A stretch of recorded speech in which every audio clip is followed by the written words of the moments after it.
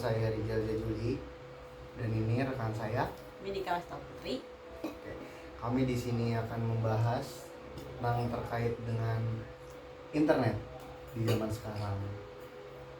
Jadi langsung aja, ini bagaimana nih internet telah mengubah cara kita mendapatkan dan berbagai informasi dalam kehidupan sehari-hari. Menurut pandangan dari kakak Medika gimana nih?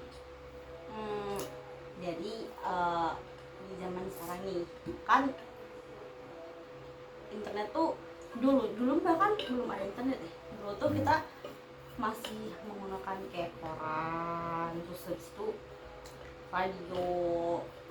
Nah sekarang di zaman yang lebih maju tuh udah ada akses, jadi kita nggak usah perlu untuk membaca ya, bahkan kita bisa mendengarkan juga nih dari YouTube mungkin, terus habis itu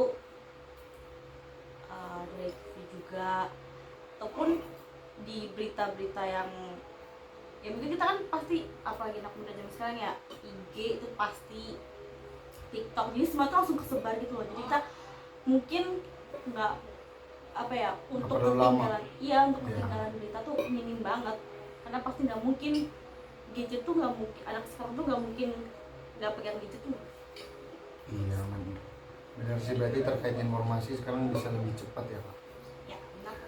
Terus ini, apa peran internet dan manfaat dan dalam memfasilitasi perkembangan dan pertumbuhan di bisnis di era digital sekarang?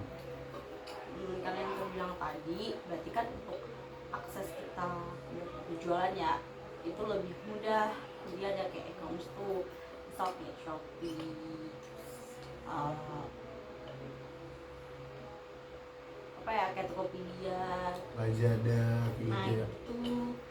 itu kan ya menyebar tuh. Jadi kita tinggal search, cari apa yang kita butuhkan, kita diam aja tuh, nggak usah ngapa-ngapain. Dan kita juga tahu tuh produknya tuh dia langsung dikasih tahu kan. Habis itu apalagi ya, biasanya kan orang yang udah beli dia kan nge-search itu, bukan kayak nge-upload itu, jadi kita kayak FOMO gitu kan. Jadi kita pengen.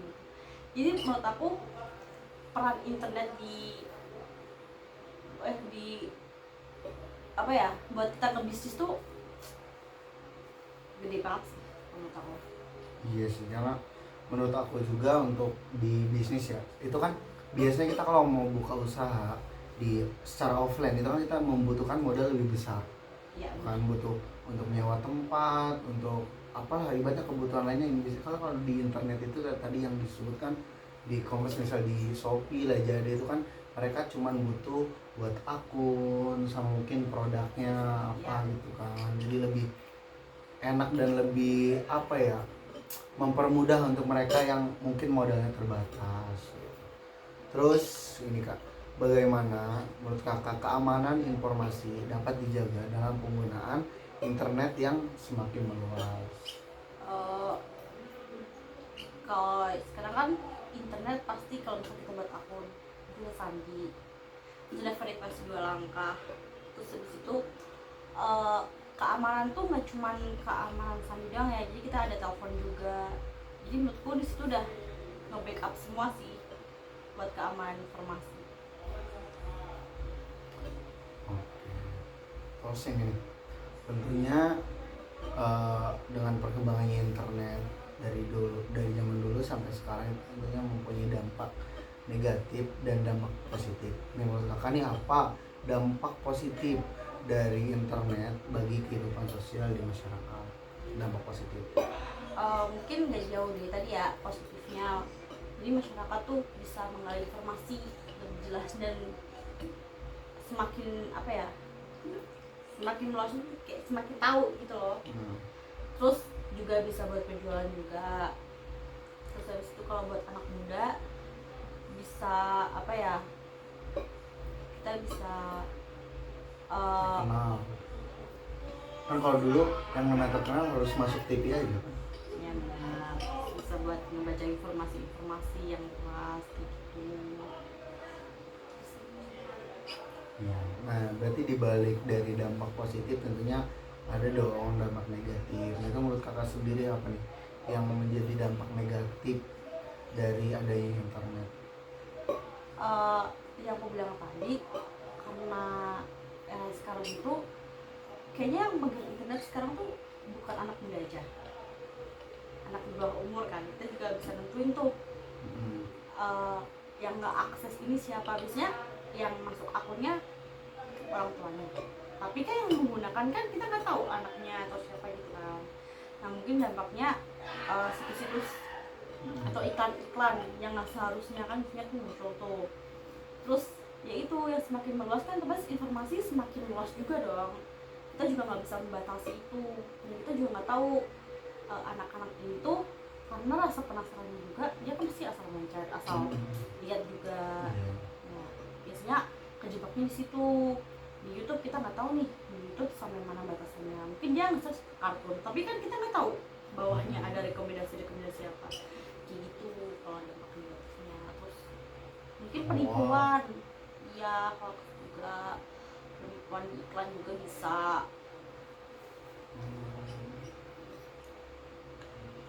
Terus sama ini kak, menurut kakak apa peran internet dalam mendukung pendidikan dan akses pendidikan bagi masyarakat meluas? Tadi kalau misalkan buat pendidikan itu kan selain aplikasi buat bisnis ataupun buat eksis juga pasti ada kayak misal Zoom, terus lagi ya Classroom, Translate, kayak gitu tuh kan berguna banget buat pendidikan. Terus buat kita juga bisa apa ya, kayak kalau misalnya kita butuh nih informasi ini, kita bisa cari di web atau kita bisa baca-baca di jurnal-jurnal kayak gitu. Terus apalagi ya, intinya kita bisa dengan kita diem dengan HP kita udah bisa semuanya sih, bisa belajar, kita juga bisa akses media sosial, simpel gitu. Berarti sangat bermanfaat untuk mendukung pendidikan berarti ya kak. Dimana ibaratnya kan kalau dulu itu misalnya nggak masuk kelas, kita ibaratnya belajar tuh di kelas gitu boring. Terus kalau di rumah pun baca buku. Terus kalau ada internet kan kita bisa lewat video YouTube. Bener. Bisa kita mengulang kembali apa yang dijelaskan oleh guru-guru, Iya. dosen gitu ya. Dengan diem aja sih, jadi kita nggak usah khawatir dah kalau misalkan kita izin ataupun ada, kita pasti nggak akan ketinggalan. Terus ini nih kak, bagaimana perkembangan teknologi internet untuk memenuhi kehidupan sehari-hari dan industri? Ya sama sih, lebih tepatnya dengan perkembangan yang sekarang ini.